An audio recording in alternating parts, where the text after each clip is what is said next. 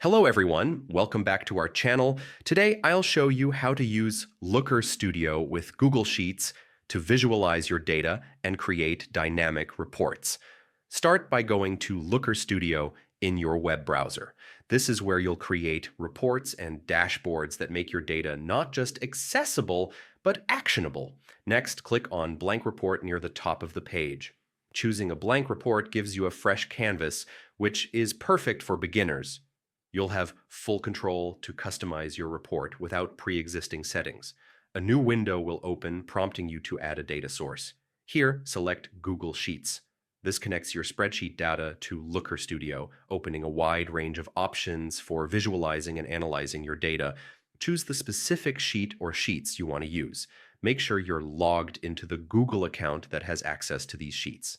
Looker Studio will show your available sheets. Just click the one you want to link.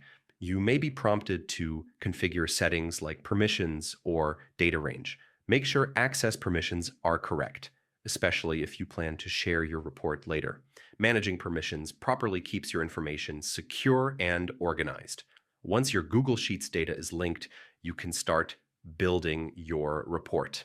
Add charts, tables, and other visual elements that best represent your data. Don't hesitate to experiment with layouts to tell your data story effectively, and that's it.